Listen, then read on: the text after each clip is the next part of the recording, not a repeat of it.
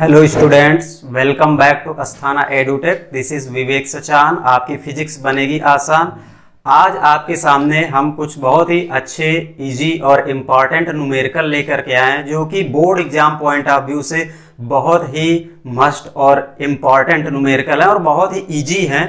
हम आपको दिखा रहे हैं कि वो कितना आसान है न्यूमेरिकल सॉल्व करना, जिसको आप बहुत ही आसानी से अपने एग्जाम में सॉल्व कर सकते हैं और अच्छे नंबर गेन कर सकते हैं। तो आइए हम आपको लेकर के चलते हैं डायरेक्ट न्यूमेरिकल पर और देखिएगा कि न्यूमेरिकल किस तरह से और कितने इजीली सॉल्व किया जाता है, कितनी आसानी से आप कैसे फार्मूला अप्लाई करेंगे और सॉल्व करने का तरीका क्या होता है।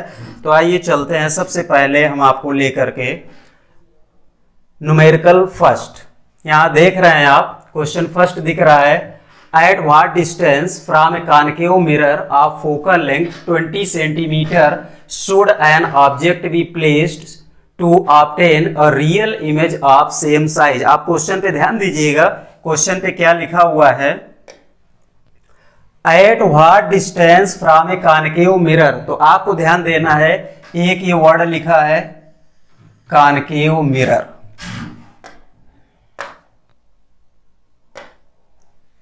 करेक्ट। आप फोकल लेंथ 20 सेंटीमीटर, एक आप यहां ध्यान देंगे 20 सेंटीमीटर।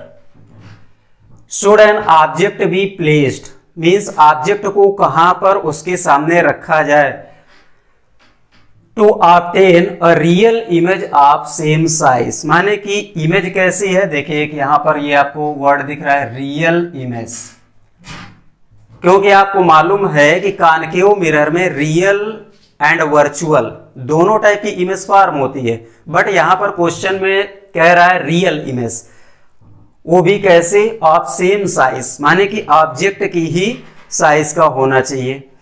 तो कॉन्केव मिरर के लिए जो फोकल लेंथ की बात कर रहे हैं क्वेश्चन में, वो दिया हुआ 20 सेंटीमीटर। तो आपको मालूम है कॉन्केव मिरर में जो फोकल लेंथ हम मेजर करते हैं वो कैसे मेजर किया जाता है, निगेटिव।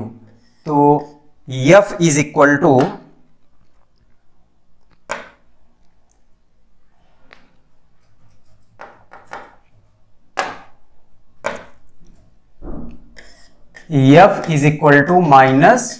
-20 सेंटीमीटर। क्वेश्चन सॉल्व करने का तरीका ये होता है, आप लोग ध्यान दीजिएगा। सबसे पहले गिवन डाटा बहुत मस्ट है, वो भी यूनिट के साथ।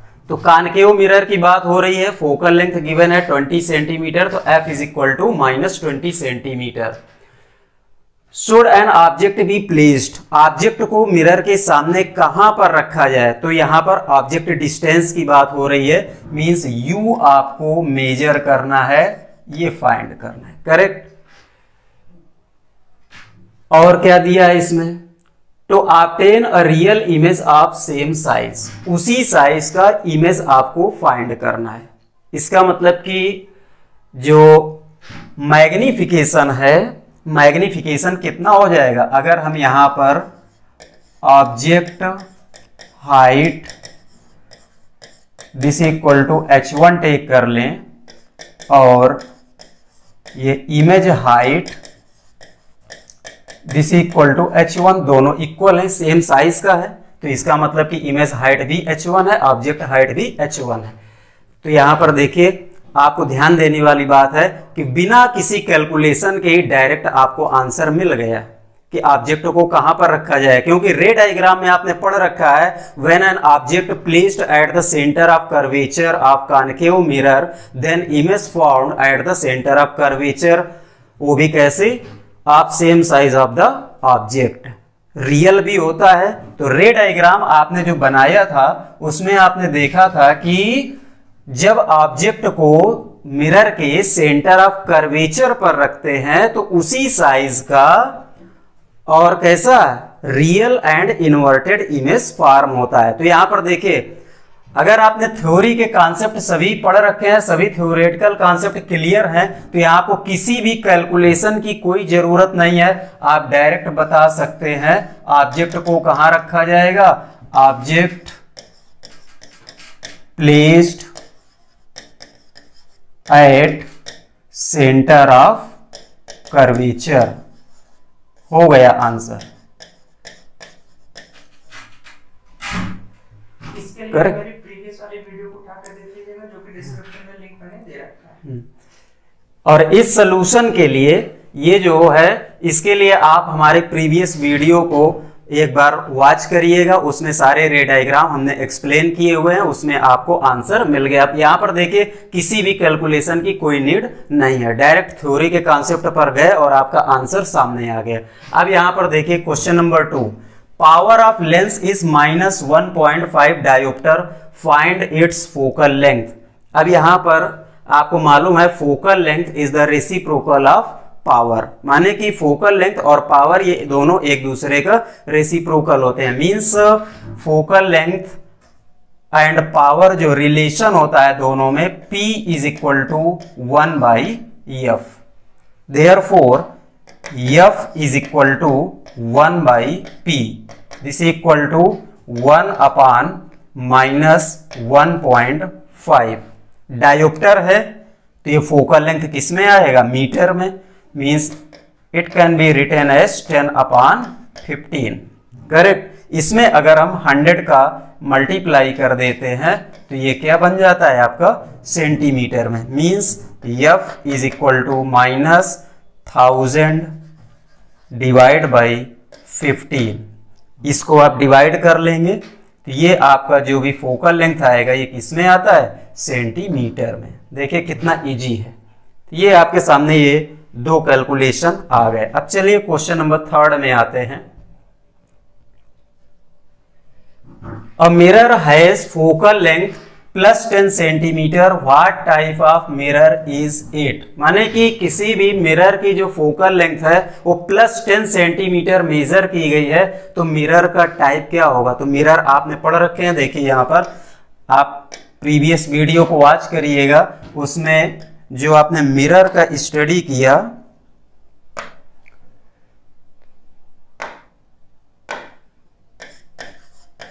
मिरर, इसमें आपने एक पढ़ा था प्लेन मिरर और दूसरा आया था स्फेरिकल मिरर, स्फेरिकल मिरर।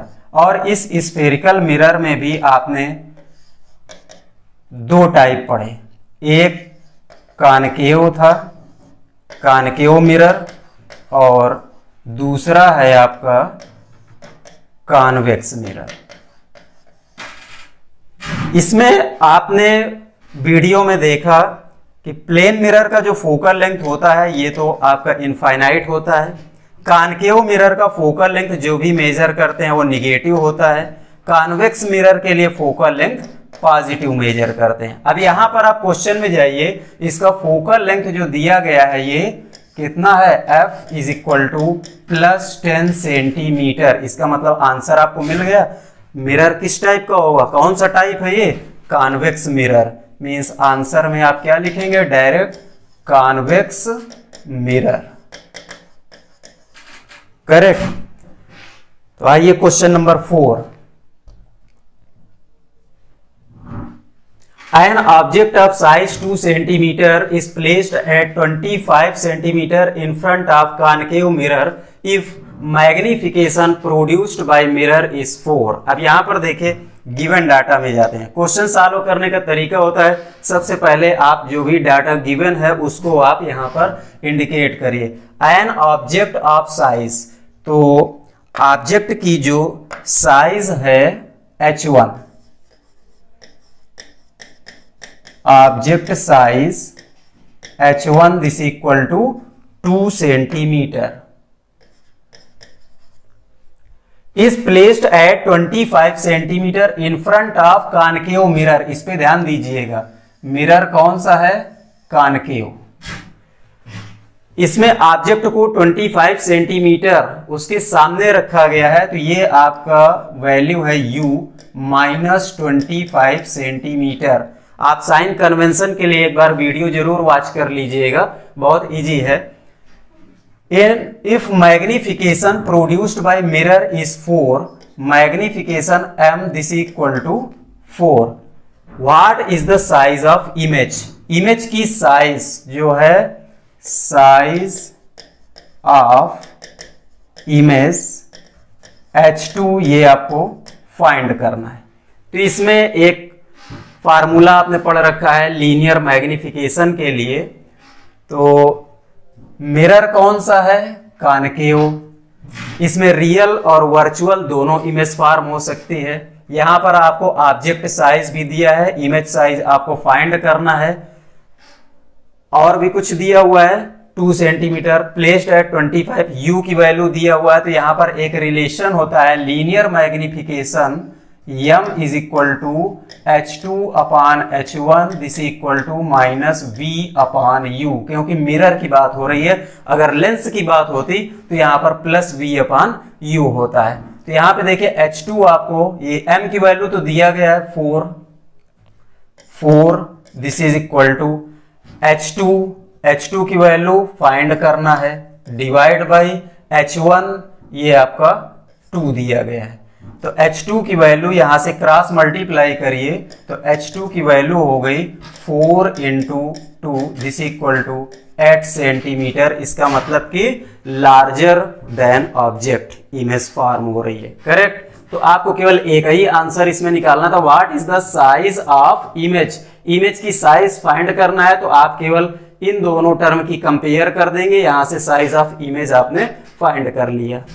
अब इसमें अगर फोकल लेंथ भी फाइंड करना होता तो हम इस स्टेप को आगे प्रोसीड करते हैं, बट यहां पर आपका आंसर यहीं पे खत्म हो जाता है। अब यहां पर आइए क्वेश्चन नंबर 5 दिया है, a ray of light is incident on the glass slab at an angle of 90 degree from its surface, what is the angle of incidence and angle of refraction. Very very simple question. देखिए यहां पर एक हमने ये glass slab ले लिया,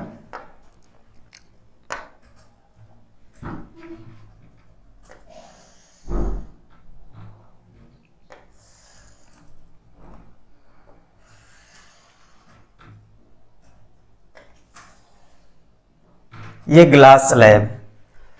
अब इस ग्लास स्लैब में बोल रहा है कि जो रे है वो कैसे इंसिडेंट हो रही है, at an angle of 90 degree. 90 degree पर वो इंसिडेंट हो रही है, मींस इस तरह से है।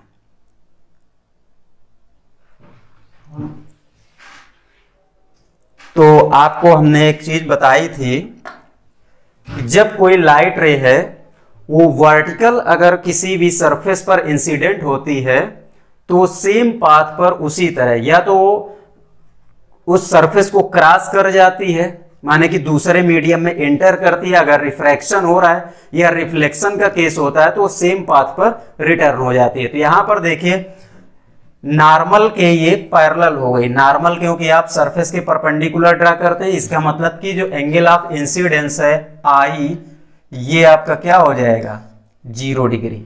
इसका मतलब कि आर भी कितना हो जाएगा 0 डिग्री, मींस आई और आर दोनों ही 0 है। चलिए नेक्स्ट क्वेश्चन में आते हैं 6। अ 2 centimetre high object is placed at a distance of 20 centimetre from a concave mirror. अब यहां पर देखिएगा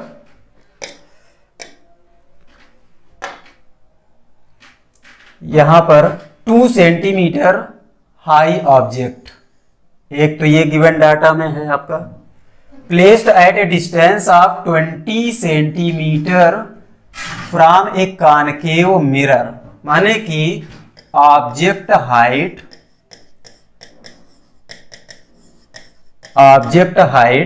H1 this equal to 2 centimetre, और ये 20 सेंटीमीटर डिस्टेंस पर ऑब्जेक्ट को रखा गया है, मींस U जो है वो -20 सेंटीमीटर है।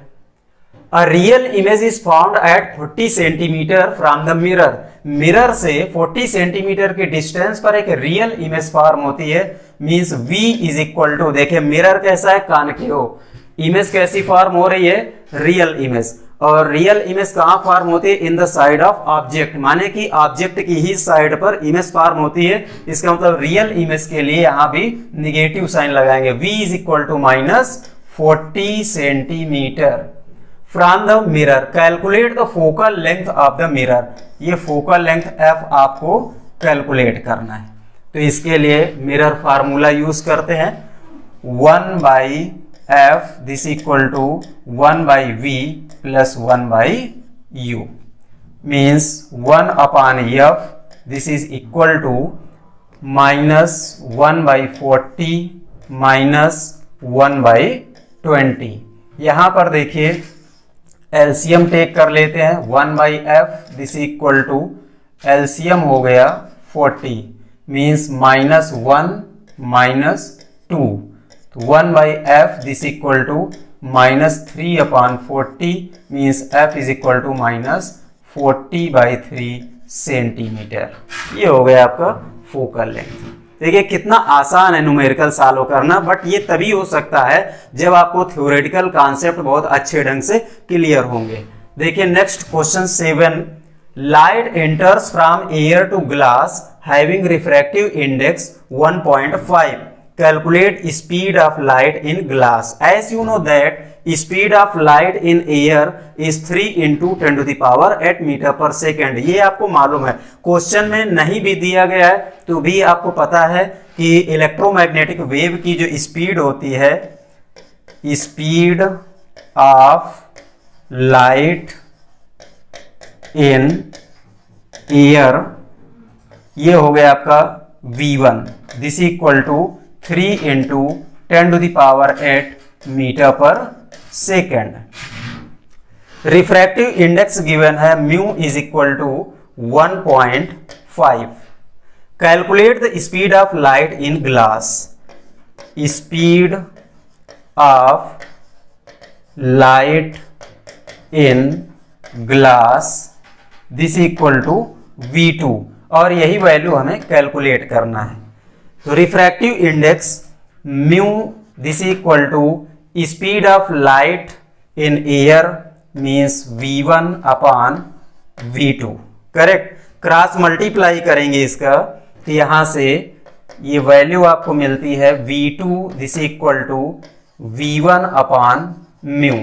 v1 है आपका 3 × 10⁸ divide by mu means 1.5 this equal to 2 × 10⁸ metre per second. देखिए बहुत सिंपल क्वेश्चन है। आइए next question number 8, where should an object be placed in front of a concave mirror. अब यहां पर देखिए फिर से ध्यान देने वाली बात है, where should an object be placed माने कि किसी भी ऑब्जेक्ट को कॉनकेव मिरर के सामने कहां पर रखा जाए। तो यहां पर आपसे बात कर रहा है यू की, यू आपको फाइंड करना है, करेक्ट। आप फोकल लेंथ 20 सेंटीमीटर, तो आप यहां पर ध्यान दीजिए इस वर्ड में मिरर कौन सा है, कॉनकेव। तो इसमें फोकल लेंथ जो आप मेजर करते हैं एफ, ये निगेटिव होता है -20 centimetre, so as to obtain 2 times magnified real image. अब यहां पर ध्यान दीजिएगा ये क्या लिखा है, 2 टाइम्स मैग्नीफाइड रियल इमेज। इसका मतलब कि मैग्निफिकेशन जो है मिरर का ये कितना है 2, करेक्ट। बट इमेज कौन सी है, रियल इमेज। यहां पर हमने आपसे थ्योरी में एक ये भी पॉइंट डिस्कस किया था कि for real image the magnitude of magnification be negative and for virtual image it be positive. तो यहां पर बात रियल इमेज की हो रही है, यहां पर लिखा हुआ है क्वेश्चन में रियल इमेज। तो for real image m is equal to, इसको हम टेक करेंगे -2, करेक्ट। अब यहां पर आपको u की वैल्यू फाइंड करना है। तो सबसे पहले ये मैग्निफिकेशन दिया है, फोकल लेंथ दिया है, करेक्ट, और यहां u की वैल्यू फाइंड करना है। तो देखिए magnification m is equal to होता है -v/u in case of mirror. यहां m की वैल्यू दिया है -2 दिस इक्वल टू -v की वैल्यू आपको फाइंड करना है, करेक्ट। v हो गया आपका, u फाइंड करना है, सॉरी। तो ये v हो गया डिवाइड बाई u क्या हो जाएगा आपका, u तो आपका u ही है। क्रॉस मल्टीप्लाई कर लेते हैं, माइनस से माइनस कैंसिल हो गया, तो v इज इक्वल टू हो गया आपका 2u। अब यहां पर हम यूज करते हैं mirror formula, using mirror formula 1 by f this equal to 1 by v plus 1 by u। Focal length minus 20 centimetre है, means minus 1 by 20 this equal to 1 upon v की वैल्यू है 2u प्लस 1 अपान u। अब यहां पर देखिए LCM आपको दिख रहा है minus 1 by 20 this is equal to LCM हो गया आपका 2u। यहां पर आपको नंबर मिलेगा 1 plus 2 this equal to 3 upon 2u। अब यहां पर आप क्रॉस मल्टीप्लाई कर लीजिए, तो यहां से u की वैल्यू आपको मिलती है 2u this is equal to minus 60, correct. 2u this is equal to minus 60 means u is equal to minus 60 divided by 2 means u is equal to minus 30 centimeter, means object be placed at a distance of 30 centimeter in front of a concave mirror। अब यहां पर आते हैं question number 9, find the refractive index of water. Refractive index of water if speed of light in air is 3 into 10 to the power 8 meter per second and in water is 2.26 into 10 to the power 8 meter per second है यहाँ पर, और आपको find करना है refractive index of water. तो इसको आप लिखेंगे A mu W means refractive index of water with respect to air this equal to speed in air divided by speed in medium, और मीडियम यहां पर क्या है आपका वाटर। तो A mu W this is equal to 3 into 10 to the power 8 divide by 2.26 into 10 to the power 8, correct. यहां पर ये कैंसिल हो जाएगा, this is equal to 300 divide by 226। अब इसको आप डिवाइड कर लेंगे तो यहां से ये रिफ्रैक्टिव इंडेक्स जो होता है वो कैसा होता है, यूनिट लेस, तो यहां से आपको वैल्यू मिलती है refractive index of water, correct. तो आइए इसमें नेक्स्ट क्वेश्चन में चलते हैं। 10 The power of combination of two lenses is 5 diopter। यहां पर दो लेंसों को कंबाइंड करके रखा गया है और उस कॉम्बिनेशन की जो पावर है P दिस इज +5 diopter।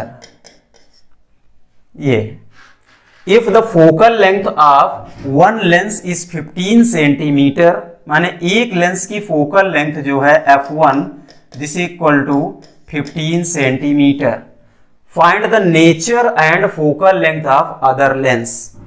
दूसरे लेंस का आपको नेचर बताना है और उसकी फोकल लेंथ कितना होगी वो बताना है। तो अगर फोकल लेंथ की वैल्यू हम निकाल लें तो उससे हमें नेचर मिल जाएगा, क्योंकि फोकल लेंथ अगर पॉजिटिव आती है तो इसका मतलब कि वो कॉन्वेक्स लेंस है, और अगर फोकल लेंथ निगेटिव आती है इसका मतलब वो लेंस कॉनकेव है।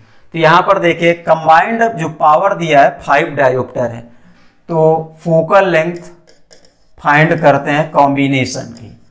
Focal length of combination capital F this equal to 1 by P this equal to 1/5 into 100 कर दें तो ये सेंटीमीटर में हमको मिल जाएगा, क्योंकि पावर जो डायोप्टर में है मींस मीटर इनवर्स, इसको मीटर इनवर्स भी लिखते हैं डायोप्टर को। तो ये 100 का मल्टीप्लाई कर दिए सेंटीमीटर में आ गई, 5 से कैंसिल हो गए, ये 20 सेंटीमीटर। अब यहाँ पर हम कॉम्बिनेशन की जो फोकल लेंथ है 1/f this equal to 1/f1 plus 1/f2 इस फार्मूले पर जाते हैं। तो यहाँ पर आपको दिख रहा है ये 1/f जो है 1/20, this equal to 1/f1 means 1/15 plus 1/f2 हो गए। इस टर्म को आप इधर ट्रांसफर करेंगे तो ये निगेटिव हो जाएगा, तो ये वैल्यू आपको मिलेगी 1/f2 this equal to 1/20 minus 1/15। यहाँ पर आप इसको एलसीएम कर लीजिए, ये हो जाएगा आपका 20 एंड 15 का एलसीएम जो होगा उसमें आप 60 ले सकते हैं, करेक्ट। तो 23 जा ये हो गया 60 माइनस 15 4 जा ये हो गया आपका 60 means 1/f2 this is equal to minus 1/60, therefore f2 is equal to minus 60 centimetre. इसका मतलब नेचर इसका कैसा हो गया, कॉनकेव। ये कौन सा लेंस है, कॉनकेव लेंस, करेक्ट, क्योंकि फोकल लेंथ निगेटिव आ गई। अब आइए क्वेश्चन 11 ये दिया है, two thin lenses of power plus 3.5 dioptre and minus 2.5 dioptre. यहाँ दोनों लेंस की जो पावर है वो मेजर किया गया, P1 this equal to plus 3.5 dioptre and P2 this equal to minus 2.5 dioptre are placed in contact. दोनों को कांटेक्ट में रखा गया। तो यहाँ पावर से आप दोनों का नेचर बता सकते हैं। एक आपका पहला जो है वो कॉन्वेक्स है, ये आपका कॉन्वेक्स लेंस है, और दूसरा निगेटिव पावर है जो ये आपका कॉनकेव लेंस है, correct. Find the power and focal length of the combination. तो net power, power of combination ये हो जाएगा आपका P is equal to P1 plus P2 this equal to 3.5 minus 2.5। ये माइनस हो जाएगा, देखिए कितना आ जाएगा 1.0 डायोप्टर, करेक्ट। एक आंसर तो आपने ये निकाल लिया, पावर एंड फोकल लेंथ। अब इसकी बात हो रही है तो फोकल लेंथ, कॉम्बिनेशन की फोकल लेंथ निकालना है, तो 1/f this equal to P और f is equal to 1/p this equal to 1/1 into 100 कर देते हैं तो ये आपका सेंटीमीटर में आता है। f is equal to 100 centimetre. ये आंसर आपका 11 नंबर। चलिए नेक्स्ट क्वेश्चन में मूव करते हैं। 12 an object of size 5 centimetre, यहां पर देखिए ऑब्जेक्ट की साइज दिया हुआ है, ये आपका 5 centimetre is placed at a distance of 20 centimetre. ये ऑब्जेक्ट डिस्टेंस है 20 centimetre from a concave mirror. अब यहां पर इस पे ध्यान दीजिएगा, फिर से बात हो रही है कॉनकेव मिरर की। Means object height h1 this equal to 5 centimetre and at a distance of 20 centimetre from concave mirror means u is equal to, ये हो गया आपका -20 सेंटीमीटर ऑब्जेक्ट डिस्टेंस। आप फोकल लेंथ 15 सेंटीमीटर, तो यहां पे ध्यान दीजिए मिरर आपका ये कॉनकेव है, इसका मतलब फोकल लेंथ जो होगा f -15 सेंटीमीटर निगेटिव मेजर करेंगे। Eight what distance from the mirror should a screen be placed to get a sharp image। माने कि उस कॉनकेव मिरर के सामने कितनी डिस्टेंस पर एक स्क्रीन को रखा जाए जिससे उसमें हम शार्प इमेज क्या कहते हैं ले सकते हैं। तो इमेज कहां पर बन रही है, स्क्रीन में, स्क्रीन की डिस्टेंस आपको फाइंड करना है। इसका मतलब ये कह रहा है क्वेश्चन में कि जो इमेज डिस्टेंस है वो वैल्यू आपको निकालना है, क्योंकि इमेज जो बनेगी जा करके जो स्क्रीन लगाई जा रही है उस पे आपके इमेज ऑब्टेंड होगी, तो आपको इमेज डिस्टेंस v फाइंड करना है। Also calculate the size of image, माने कि साइज ऑफ इमेज h2 ये आपको कैलकुलेट करना है। तो सबसे पहले v फाइंड करने के लिए अगर हम मिरर फार्मूला यूज करें, using mirror formula 1/f this equal to 1/v minus 1/+1/u, क्योंकि मिरर की बात हो रही है तो यहां प्लस आएगा, तो 1/f means minus 1/15 this is equal to 1/v, ये आपको फाइंड करना है।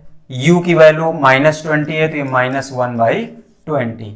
देखिए इसको इधर ट्रांसफर कर लेते हैं तो ये आपकी वैल्यू आ जाएगी -1/15 plus 1/20 this equal to 1/v। ये निगेटिव टर्म इधर आएगा तो ये पॉजिटिव हो गया।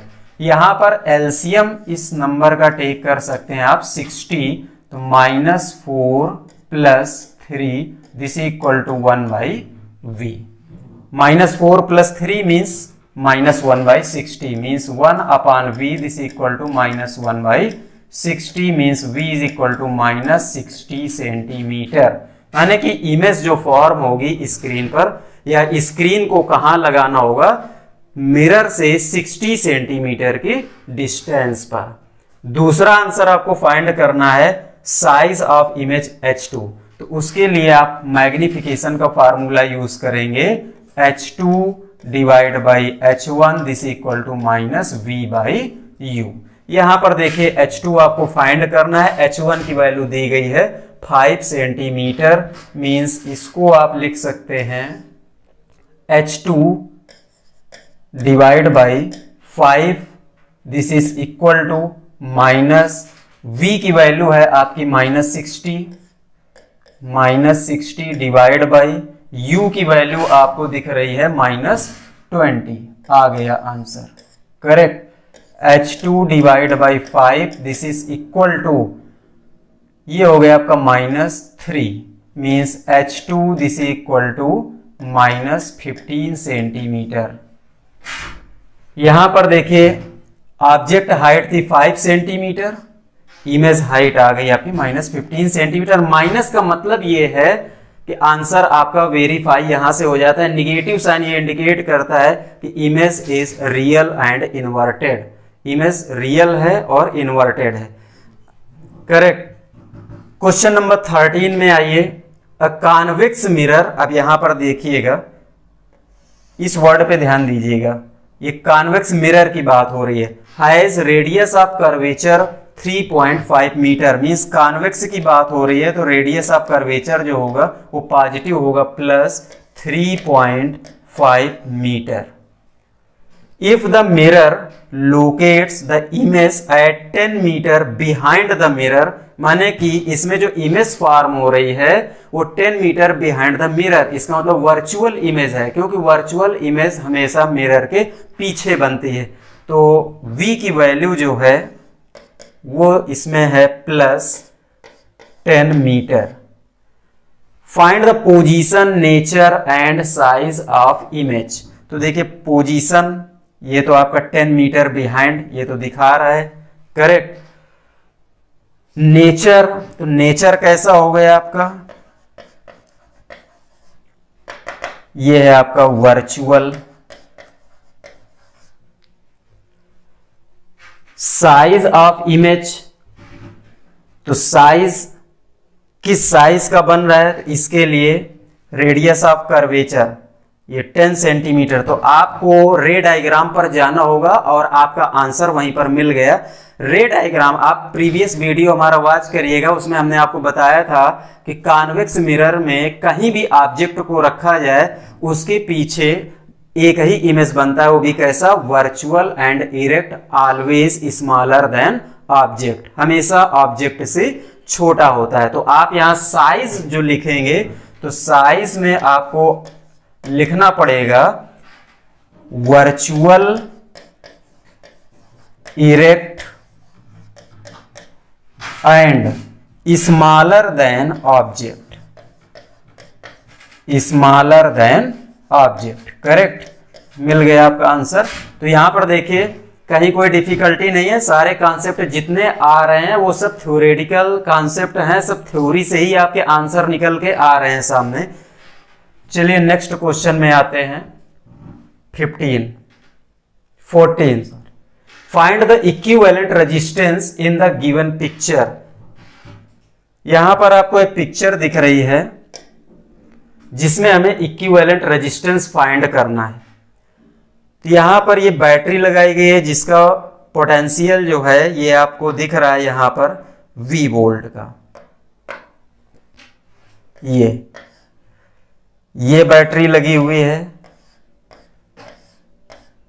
यहां पर एक की लगा दिया गया है, ये की क्लोज्ड है, ये पॉजिटिव टर्मिनल है, ये निगेटिव टर्मिनल है। यहां पर एक रेजिस्टेंस आपको ये दिख रहा है फिगर में 3 ओम का, एक रेजिस्टेंस आपको इधर ये दिख रहा है 3 ओम।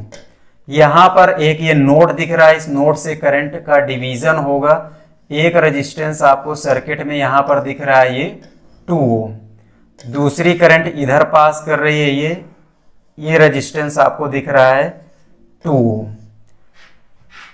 ये दोनों करंट यहां पर मीट करती हैं, फिर से एक ये नोड बन गया और ये करंट आगे मूव करती है, यहां से फिर ये डिवाइड हो गई करंट 2 पाथ में। एक रेजिस्टेंस आपको ये दिख रहा है यहां पर, ये है 1 ओम का। दूसरी ये जो करंट जा रही है इसको रेजिस्टेंस ये मिल रहा है, ये भी कितना है 1 ओम। करेक्ट, यहां पर फिर से एक ये नोड बन गया, ये दोनों करंट यहां पर मीट कर रही हैं और फिर से ये नेट करंट इस सर्किट में यहां पास होकर के ये निगेटिव टर्मिनल पर पहुंचती है। इस तरह से आपको ये सर्किट यहां दिख रहा है। तो यहां पे देखिए ये जो करंट यहां से ड्रा हो रही है सेल से आई, अगर ये इस रेजिस्टेंस में जा रही है, यहां पर ये यहां पहुंचती है, यहां पहुंचती है, इस नोड पे इसका डिवीजन हो गया। देखिए I1 इधर हो गया आपका I2। इसका मतलब कि ये जो कॉम्बिनेशन है ये आपका कॉम्बिनेशन कैसा हुआ, पैरेलल। पहले इसको रिजॉल्व कर लेते हैं। पैरेलल कॉम्बिनेशन है, R1 निकाल लेते हैं। R1 is equal to 2 into 2/2 plus 2 means R1 this is equal to 4/4, this is 1 ohm. देखिए इसको सॉल्व किया गया इतने सर्किट को, तो आपको वैल्यू मिल रही है 1 ओम। यहाँ इस नोड पर ये दोनों करंट फिर से मीट करते हैं और ये जो करंट आगे जा रही है इस नोड पर फिर से अगेन डिवाइड होती है I1 I2। जहां पर नोड में करंट का डिवीजन होगा वो कॉम्बिनेशन पैरेलल होता है। तो यहां पर देखिए ये आपका जो कॉम्बिनेशन दिख रहा है ये अगेन ये फिर से पैरेलल हो गए 2 रेजिस्टेंस। यहां से हम R2 फाइंड कर लेते हैं। R2 this equal to 1 into 1/1 plus 1 means R2 is equal to, ये वैल्यू आ गई आपकी 1/2 मीन्स 0.5 ओम। करेक्ट। अब इसके बाद देखिए इस सर्किट को जब ये दोनों ब्रांच हमने रिड्यूस कर दिया, तो अब इस सर्किट को अगर हम फिर से रीड्रा करना चाहें तो ये कुछ सर्किट आपको इस तरह से मिलेगा। यहां पर एक रेजिस्टेंस ये कनेक्ट किया गया है, यहां बैटरी लगी हुई है, ये इधर ये की लगा दिया। एक रेजिस्टेंस आपको इधर दिख रहा है, ये आगे ये जो पैरेलल कॉम्बिनेशन आपने दिखाया इसकी वैल्यू आपने 1 ओम फाइंड किया, तो एक रेजिस्टेंस आपको इधर ये दिख रहा है।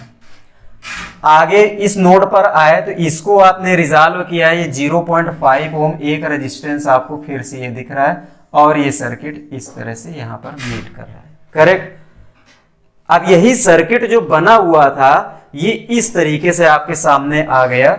ये 3 ओम रेजिस्टेंस है, दूसरा भी आपका ये 3 ओम रेजिस्टेंस यहां मिल रहा है।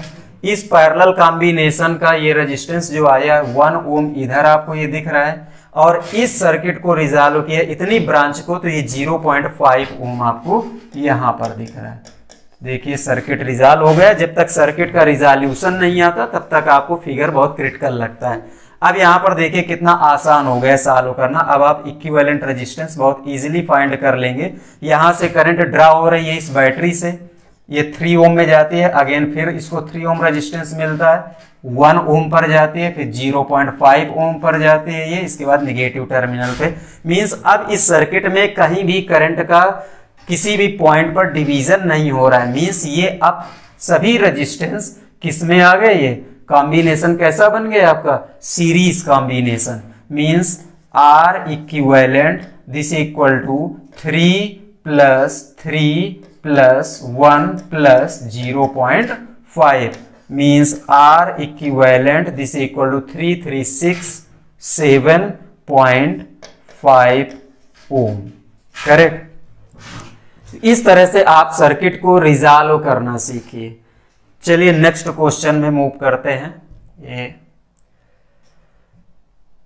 15 2 metallic wires A and B of same material, one connected in parallel. Wire A has length L and radius R. तो सबसे पहले हम गिवन डाटा में जा रहे हैं। यहां पर 2 वायर ले लिया, एक ये है और दूसरा वायर ये है। A एंड B, ये वायर A हो गया, दूसरा ये B हो गया। आप सेम मटेरियल, दोनों सेम मटेरियल मींस दोनों कॉपर के हैं या दोनों एल्यूमिनियम के हैं या दोनों सिल्वर के हैं, correct. One connected in parallel, माने कि इन दोनों को पैरेलल कनेक्ट किया गया है। वायर ए हैज लेंथ, इसकी जो लेंथ है वो L है, एंड रेडियस, इसकी रेडियस जो है वो R है। जबकि इस वायर की जो लेंथ है वो 2L है और लेंथ 2L एंड रेडियस, इसकी रेडियस जो है वो 2R है। Compute the ratio of total resistance of parallel, माने कि इन दोनों वायर को हमने पैरेलल कनेक्ट किया। पैरेलल कनेक्ट करने के बाद इनका जो रेजिस्टेंस आता है इक्विवेलेंट रेजिस्टेंस, उस रेजिस्टेंस का वायर ए के रेजिस्टेंस के साथ आपको रेशियो फाइंड करना है। क्वेश्चन पे ध्यान दीजिएगा, क्वेश्चन क्या कह रहा है, क्वेश्चन में कोई डिफिकल्टी नहीं है, क्वेश्चन बहुत इजी है। आप सिर्फ उसकी ग्रामर, उसकी लैंग्वेज को आप समझिए। 2 वायर की बात कर रहा था, सेम मटेरियल के हैं, हमने 2 वायर बना लिया, दोनों की लेंथ यहां पर इंडिकेट कर दिया L एंड 2L, दोनों की रेडियस हमने दिखा दिया R एंड 2R। अब कह रहे हैं इन दोनों वायर को पैरेलल में कनेक्शन किया गया किसी बैटरी सोर्स के साथ या किसी भी सर्किट में, करेक्ट। तो जो पैरेलल रेजिस्टेंस आएगा मींस कंबाइंड रेजिस्टेंस, उस कंबाइंड रेजिस्टेंस का वायर ए के रेजिस्टेंस के साथ क्या रेशियो है, यही आपको फाइंड करना है, ठीक। तो यहां पर देखिए इसकी रेडियस कितना है R, लेंथ कितना है L, तो यहां से इसका रेजिस्टेंस अगर निकालें तो R इज इक्वल टू या R1 is equal to rho into L upon A। A यहां पर एरिया है, means rho into L upon pi R square, ये फॉर वायर A, या इसको आप लिख सकते हैं RA। RB resistance of wire B, rho into L की वैल्यू है यहां 2L अपान एरिया A हो जाएगा pi into 2R square, correct. Means RB को आप सिंप्लीफाई करिए या RA अपान RB निकाल लेते हैं, RA upon RB this equal to rho into L upon pi R square into pi 2R square divide by, ये कितना हो जाएगा आपका रो इंटू 2L। यहां पर देखिए L से L कैंसिल हो गया, पाई से पाई कैंसिल हो गया, रो से रो कैंसिल हो गया। रो माने कि स्पेसिफिक रेजिस्टेंस दोनों के लिए कॉमन होगा, क्योंकि सेम मटेरियल के हैं इसलिए स्पेसिफिक रेजिस्टेंस दोनों का कॉमन कर दिया, ठीक। यहां पर आपका ये 2 से 2 कैंसिल हो गया, आर स्क्वायर से आर स्क्वायर कैंसिल हो गया, ये आर स्क्वायर कैंसिल, करेक्ट। तो यहां पर देखिए सारे टर्म कैंसिल हो रहे हैं, इसका मतलब R A upon R B this equal to 1/1 means R A ratio R B this equal to 1:1, माने कि ये दोनों इक्वल हैं, R A is equal to R B. अब क्वेश्चन ये कह रहा है कि इन दोनों को पैरेलल कनेक्ट किया गया, मीन्स एक वायर इस तरह से कनेक्ट कर दिया, दूसरा ये कनेक्ट कर दिया, ये आपका आर ए है और ये आपका आर बी है, बोथ आर इक्वल।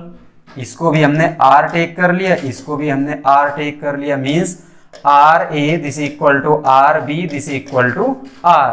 तो आर इक्विवेलेंट जो आएगा, equivalent resistance in parallel combination, ये हो जाएगा आपका R into R divide by R plus R, since both the resistance are equal, this is equal to R square upon 2r means r/2। ये आपका आ रहा है रेजिस्टेंस। अब इसमें कह रहा है कि इसका जो रेजिस्टेंस है ए के साथ उसका रेशियो, तो इक्विवेलेंट जो आया है ये RA/2 और ये है आपका RA, means RA upon R equivalent,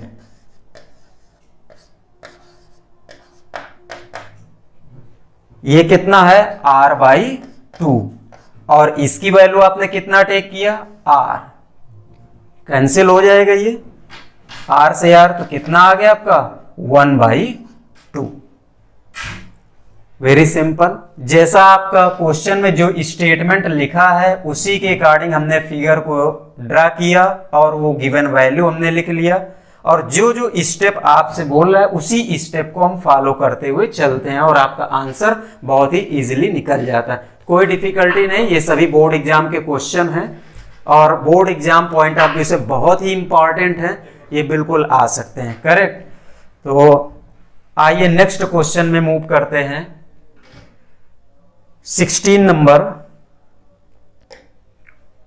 in the given circuit find the current and potential difference across 10 ohm resistance। यहां पर देखिएगा हम आपको सर्किट दिखा रहे हैं, ये कुछ सर्किट इस तरह का बना हुआ है, यहां पर ये रेजिस्टेंस है, करेक्ट। इसकी वैल्यू आपको दिख रही है स्क्रीन पर, ये 10 ओम है। दूसरा रेजिस्टेंस ये जो कनेक्ट किया गया है इसकी वैल्यू आपको दिख रही है, इसमें ये 20 ओम है। यहां पर एक की लगा दिया गया, ये एक बैटरी कनेक्ट की गई है, ठीक है ना, ये 3 वोल्ट की बैटरी है। कितना पोटेंशियल दिखा रहा है इसका 3 वोल्ट। और आपसे क्वेश्चन ने पूछा है in the given circuit find the current and potential difference across 10 ohm resistance, माने कि यहां पर आपको पोटेंशियल V1 अगर टेक कर ले, ये वैल्यू फाइंड करना है और इसी में कितना करंट पास कर रहे ये आपको निकालना है। तो देखिए यहां पर पॉजिटिव टर्मिनल से करंट ये ड्रा हो रही है यहां से सेल से, और ये आगे मूव कर रही है, इधर चल रही है, ये यहां पर आएगी 10 ओम 20 ओम, इसके बाद ये की आ गई निगेटिव टर्मिनल पे आ गई। मींस इस सर्किट में आप देख रहे हैं कहीं कोई नोड तो है नहीं, मींस करंट का डिवीजन तो कहीं हो नहीं रहा है। इसका मतलब 10 ohm and 20 ohm both are in series combination, माने कि इनको किसमें कनेक्ट किया गया है सीरीज में, तो दोनों में जो करंट ड्रा होगी वो सेम करंट ड्रा होगी, करेक्ट। तो सबसे पहले हम इक्विवेलेंट रेजिस्टेंस निकाल लेते हैं, R equivalent this is equal to 10 plus 20 means this is equal to 30 ohm, 30 ohm का इक्विवेलेंट रेजिस्टेंस है। पोटेंशियल कितना है यहां पर V is equal to 3 volt.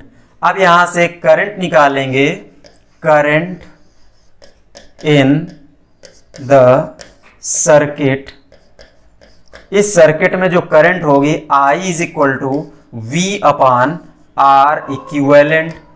Potential कितना है 3, R equivalent 30 means I is equal to, ये आ गया 1/10 दिस इक्वल टू 0.1 एम्पियर। इसका मतलब एक आंसर तो आपको मिल गया, ये करंट इन 10 ओम रेजिस्टेंस। तो फर्स्ट आंसर हो गया आपका करंट इन 10 ओम, ये हो जाएगा I is equal to 0.1 ampere. Correct. अब आपको निकालना है पोटेंशियल डिफरेंस। यहां पर पोटेंशियल डिफरेंस निकालना है तो by using ohm's law V1 this equal to I into, इसको हमने टेक कर लिया R1, ये R1 है ये R2 है, तो V1 this is equal to I, current कितना पास कर रही है 0.1, R1 ये है आपका 10 ohm, means V1 this equal to, ये कितना आ जाएगा आपका 1 वोल्ट। करेक्ट। अब इसी में आगे आपसे क्वेश्चन और पूछ सकता है, find the potential difference across 10 ohm and 20 ओम। 20 ओम में कितना होगा, तो नेट पोटेंशियल कितना है 3 वोल्ट।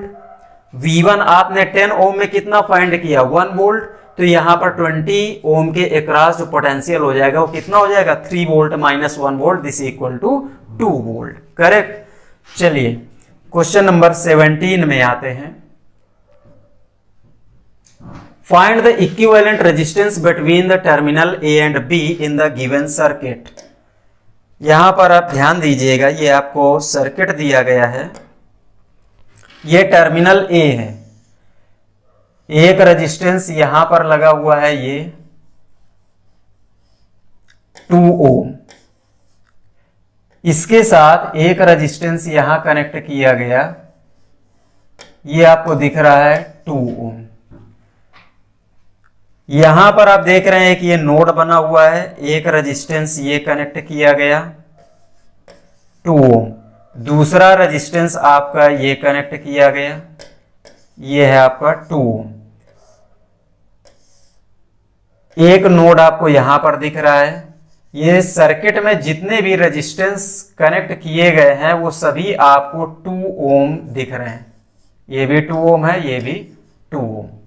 यहां पर आप देख रहे हैं ये कनेक्ट किया गया, ये भी आपका 2 ओम का है और ये भी 2 ओम।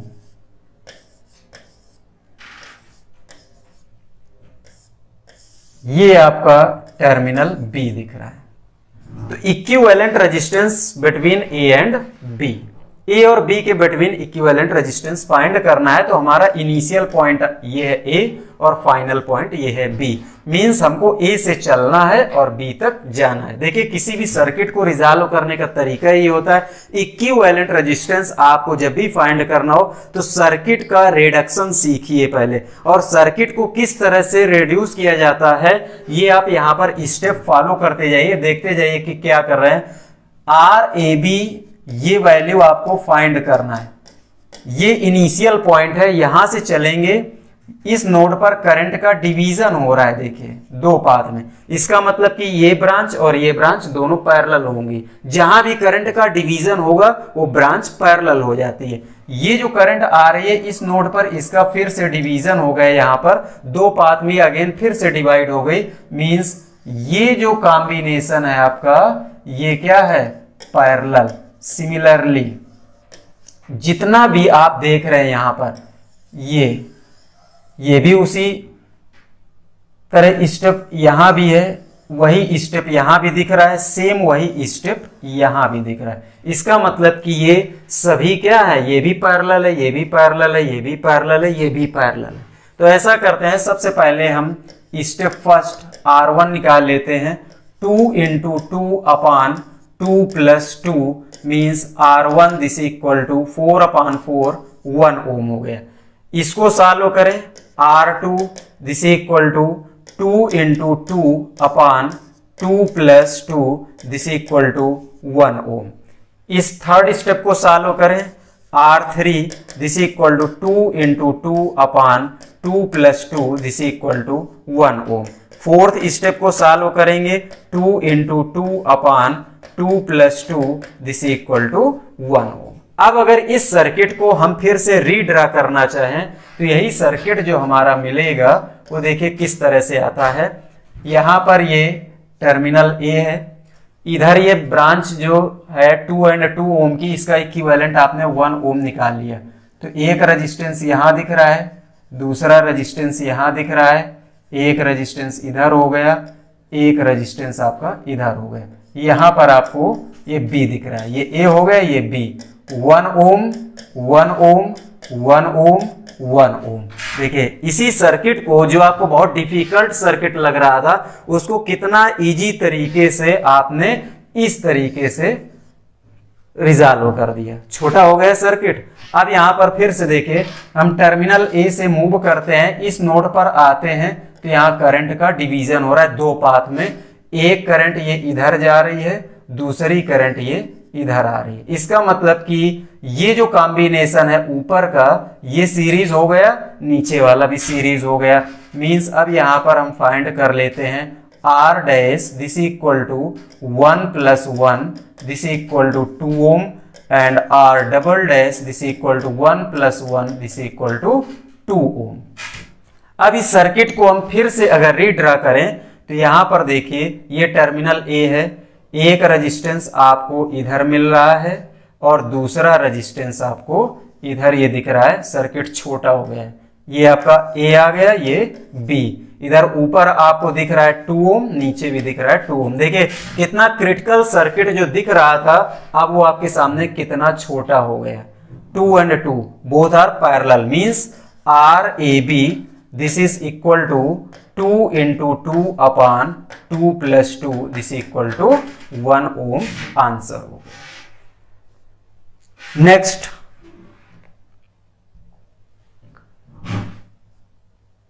Question number 80। Two resistors with resistance 10 ohm and 15 ohm are be connected to a battery of EMF 12 volt to obtain minimum current maximum current। अब देखिए यहां पर इस वर्ड पे थोड़ा सा ध्यान दीजिएगा, मिनिमम करंट और दूसरा है मैक्सिमम करंट। किसी भी सर्किट का रेजिस्टेंस जितना ज्यादा इंक्रीज करेगा, जितना ज्यादा बढ़ेगा, उसमें करंट कंडक्शन उतना ही डिक्रीज होता है। इसका मतलब कि मिनिमम करंट के लिए किसी भी सर्किट में अगर हमको मिनिमम करंट ऑब्टेन करना है तो उसके लिए हम रेजिस्टेंस को क्या करेंगे, सीरीज में कनेक्ट करेंगे। जबकि मैक्सिमम करंट ऑब्टेन करना है तो उसके लिए हमको रेजिस्टेंस को रिड्यूस करना पड़ेगा, रेजिस्टेंस में रिडक्शन होना चाहिए। और रेजिस्टेंस में रिडक्शन तभी होता है जब हम वो कॉम्बिनेशन कैसे करेंगे, पैरेलल कनेक्शन कॉम्बिनेशन। करेक्ट। तो अब यहां पर देखिए, सबसे पहले बात हो रही है मिनिमम करंट की, माने कि सर्किट में करंट मिनिमम हो, तो मिनिमम करंट के लिए रेजिस्टेंस को मैक्सिमम करना होगा, बढ़ाना होगा। इसका मतलब सीरीज में कनेक्शन करना पड़ेगा। तो यहां पर देखिएगा 2 resistors with resistance 10 ohm and 15 ohm. तो फर्स्ट की बात हो रही है यहां पर फॉर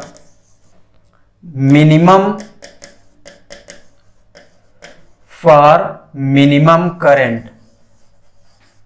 मिनिमम करंट के लिए हमने दोनों रेजिस्टेंस को सीरीज में कर दिया, 10 ohm and 15 ohm. Are to connected to a battery of 12 volt. अब इसको हमने एक बैटरी के साथ कनेक्ट कर दिया। बैटरी का पोटेंशियल जो है प्लस माइनस ये दिया है 12 वोल्ट। बन गया सर्किट। बहुत सिंपल है सर्किट बनाना, इजी है। तो दूसरा ये है फॉर मैक्सिमम करंट। अब मैक्सिमम करंट के लिए देखिए सेकंड फॉर मैक्सिमम करंट,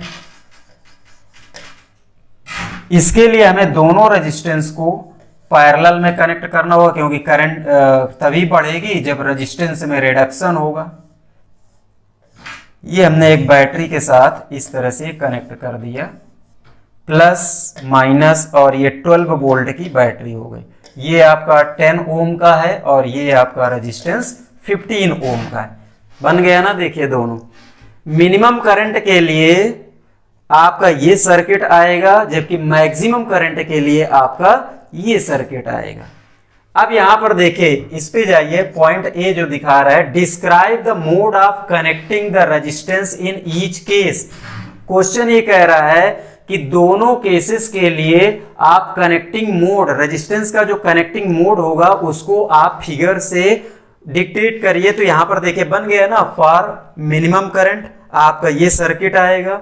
दूसरा बी में कह रहा है calculate the strength of the total current in the circuit in each case, माने कि जब दोनों केसेस के लिए आपने मिनिमम करंट के लिए देखिए, एक इसका मतलब ये है कि describe the mode of connecting the resistance in each case. दो केसेस आप दिए गए हैं आपको, और दोनों केसेस के लिए फर्स्ट में कह रहा है कि सर्किट बनाइए, तो आपने सर्किट बना दिया मिनिमम एंड मैक्सिमम करंट के लिए। अब बी में कह रहा है calculate the strength of total current. पहले केस के लिए टोटल करंट क्या होगी, दूसरे केस के लिए टोटल करंट क्या होगी। तो यहां पर फर्स्ट केस में आर इक्विवेलेंट जो आप निकालेंगे 10 प्लस 15 दिस इक्वल टू 25 ओम। तो यहां पर जो आई की वैल्यू आएगी V upon R equivalent this equal to 12 upon 25 ampere. ये फर्स्ट केस के लिए करंट की स्ट्रेंथ होगी। दूसरे सर्किट के लिए, दूसरा जो केस आपने बनाया मैक्सिमम करंट के लिए, यहां पर आर इक्विवेलेंट आप निकालेंगे तो 10 इंटू 15 डिवाइड बाई 10 प्लस 15, यहां से आप आर इक्विवेलेंट निकालेंगे और करंट जो आएगी I is equal to V upon R equivalent this is equal to 12 upon, यहां पर देखिए ये कितना वैल्यू आ जाएगी 10 इंटू 15 150 डिवाइड बाई 25, करेक्ट। ये आ गया आपका 6 ओम। अब ये 6 ओम यहां पर रखेंगे तो I इज इक्वल टू ये आपको मिल गया 2 एम्पियर। अब आप कंपेयर करिए, देखिए यहाँ 12 अपान 25 ये वैल्यू जो है सीरीज में ये कम वैल्यू दिख रही है, जबकि यहां पे आप देख रहे हैं करंट बढ़ गई 2 एम्पियर हो गई, करेक्ट। तो वेरीफाई हो गया आंसर। जो आपने थ्योरी में कॉन्सेप्ट पढ़ रखा है सेम वही कॉन्सेप्ट हमने यहां पर न्यूमेरिकल में अप्लाई कर दिया। चलिए नेक्स्ट क्वेश्चन पर आते हैं।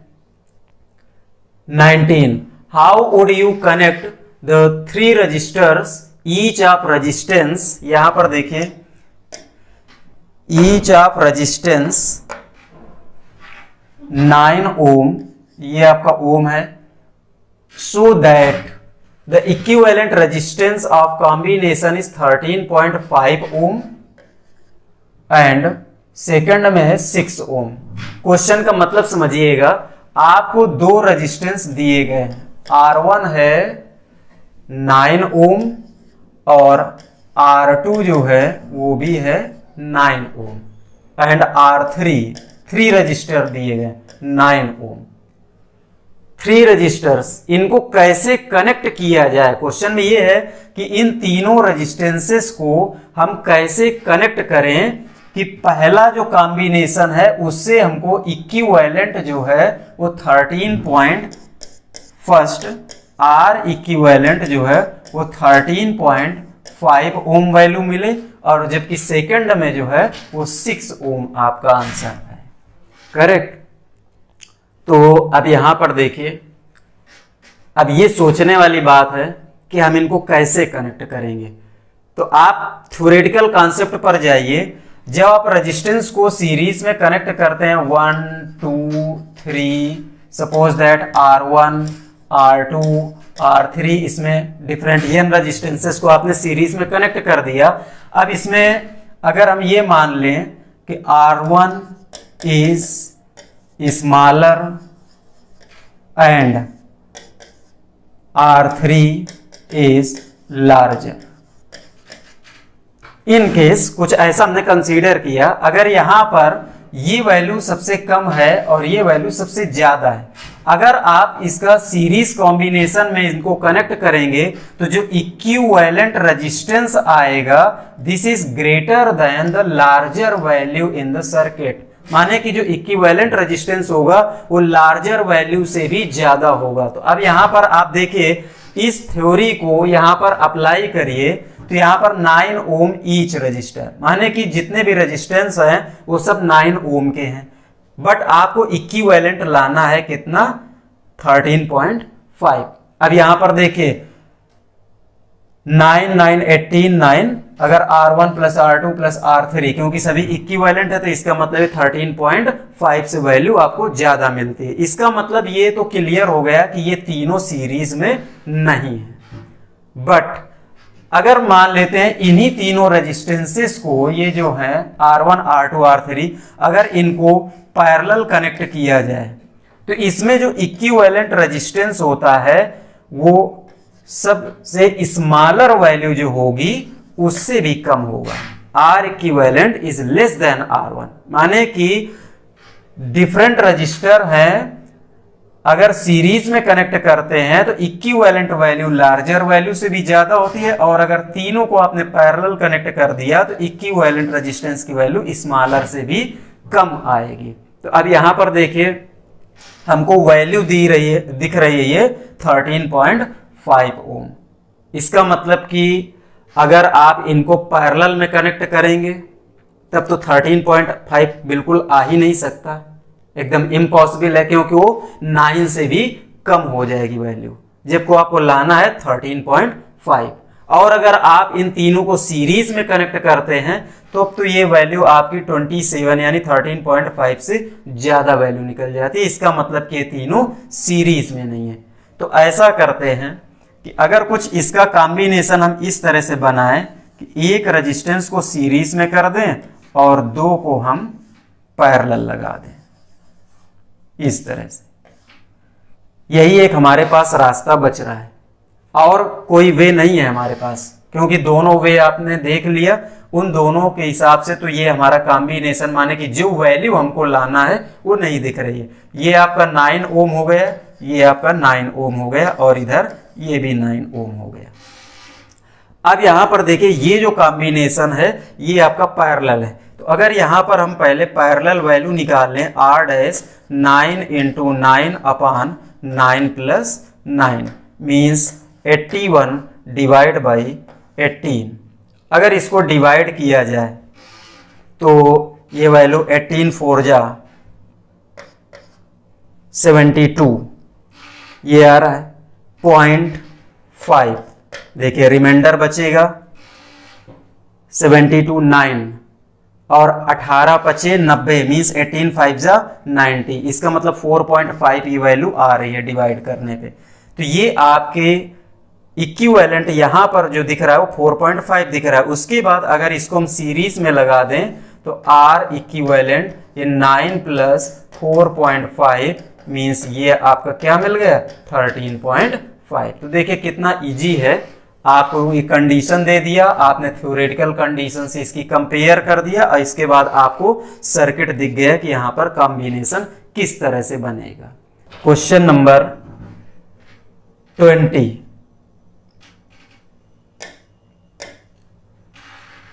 two lamps, one rated 40 watt 220 volt and other 100 watt 220 volt are connected in parallel to electric supply at 220 volt। माने कि यहां पर दो लैंप हैं। यहां पर देखिए बात हो रही है दो लैंप की, एक की रेटिंग है, एक हमने ये लैंप कंसीडर कर लिया इस तरह से, इसकी रेटिंग है 40 watt and 220 volt and other 100 watt. ये दूसरा जो लैंप है ये है आपका 100 watt 220 volt are connected in parallel to electric supply at 220 volt. इन दोनों लैंप को पैरेलल में कनेक्ट किया गया है 220 वोल्ट सप्लाई के साथ। Draw the circuit diagram. अब यहां पर देखिए, इस पे ध्यान दीजिए, यहां भी बोर्ड एग्जाम में ये बहुत इंपॉर्टेंट चीज है। ड्रा द सर्किट डायग्राम, कहां पर आप की लगाएंगे, कहां वोल्ट मीटर लगाएंगे, कहां पर अमीटर लगाएंगे। अगर इसमें आपका कहीं भी कनेक्शन गलत है तो वो पूरा आपका क्वेश्चन गलत हो जाता है। तो यहां पर सबसे पहले आप क्या करेंगे, दो लैंप कनेक्ट कर दीजिए। एक लैंप ये हो गया, दूसरा एक लैंप ये हो गया। इसके बाद आप क्या करेंगे, यहां पर वोल्ट मीटर लगाएंगे और इसके बाद यहां पर एक बैटरी लगाएंगे, यहां एक की रिप्रेजेंट करेंगे और इसके बाद इस टर्मिनल को इस तरह से जोड़ दिया जाता है, प्लस माइनस। पोटेंशियल कितना है ये 220 वोल्ट, ये सप्लाई दी गई है। इस तरह से आपका ये सर्किट बनेगा। तो पहला आंसर तो आपको दिख रहा है कि ये सर्किट किस तरीके से बनेगा। यहां पर to show the connection, calculate the current drawn from the electric supply. इस इलेक्ट्रिक सप्लाई से कितना करंट ड्रा होगी ये आपको फाइंड करना है। तो देखिए रेटिंग आपको दी गई है, पहली और ये दूसरी, मींस P1 ये आपका 40 वाट, V1 ये आपका 220 वोल्ट। तो यहां से R1 निकल जाएगा। ये एक फार्मूला आपने पढ़ रखा है, P is equal to V²/R। Electricity में एक पावर का फार्मूला आया था, तो R1 is equal to V1² means 220 into 220 divide by ये हो जाएगा आपका 40। यहां से आप रेजिस्टेंस R1 कैलकुलेट करेंगे। दूसरा ये है रेटिंग इसकी 100 watt and 220 volt, means R2 this equal to V2²/P2 means 220 into 220 divide by power कितना है इसमें 100 वाट। यहां पर कैलकुलेशन करेंगे तो देखिए ये 220 इंटू 220, ये यहां पर 0 से 0 ये कैंसिल हुआ, ये आ गया आपका 484 डिवाइड बाई 4 से इसको कैंसिल करिए, 4 1 जा 4, 4 2 जा 8, 1 ये आ गया इतना ओम। यहां पर 20 से 20 ये कैंसिल हो गई, 484 ओम ये आपको R2 मिल गया। दोनों को आपने पैरेलल में कनेक्ट किया है तो R इक्विवेलेंट जो आएगा, पहले यहां पर आपको ये कैलकुलेशन करना होगा, R1 into R2 divide by R1 plus R2। दोनों वैल्यू आपके सामने आ चुके हैं, R1 एंड R2। यहां से जब R इक्विवेलेंट आप ये फाइंड करते हैं तो इस सर्किट में कितना करंट ड्रा होगी सप्लाई से, वो आपका निकल जाता है I is equal to V/R equivalent. Correct. ये था आपका कैलकुलेट द करंट, ये आपका निकल गया drawn from the electric supply. Calculate the total energy consumed when they operate for 1 hour together. माने कि जब इन दोनों को 1 घंटे तक एक साथ ऑपरेट किया गया तो टोटल एनर्जी कंज्यूमशन कितना हुआ। तो टोटल एनर्जी कंज्यूमशन, एनर्जी के लिए आपको एक फार्मूला बताया था, W is equal to V into I into T। अब यहां पर देखिए टाइम ये दिया है 1 आवर, तो 1 आवर टाइम दिया है तो इसको आप कैलकुलेट करेंगे, 1 hour this equal to 60 into 60 this equal to 3600 second. यहां से आपने टाइम का कैलकुलेशन कर लिया। पोटेंशियल आपका ये दिया गया है 220 वोल्ट। आई का कैलकुलेशन आपने यहां से कर रखा है, यहां पर आप वैल्यू सब्स्टिट्यूट करेंगे तो total energy consumed in 1 hour when both are connected together in the circuit, कितना एनर्जी कंज्यूमशन होगा वो आपका आ गया। तो इस तरह से आप जो है किसी भी क्वेश्चन को बहुत इजीली कैलकुलेट कर सकते हैं, जिसमें कहीं कोई डिफिकल्टी नहीं। सारा का सारा जो है स्टेप कहां से निकल के आता है, वही थ्योरी पॉइंट से। करेक्ट। तो आप बने रहिए हमारे चैनल अस्थाना एडुटेक में, और हम फिर से आपके सामने इसी तरह बहुत ही इंटरेस्टिंग और बहुत अच्छे एग्जाम पॉइंट ऑफ व्यू से, जो बहुत ही इंपॉर्टेंट न्यूमेरिकल हैं, लेकर के फिर से आएंगे। धन्यवाद।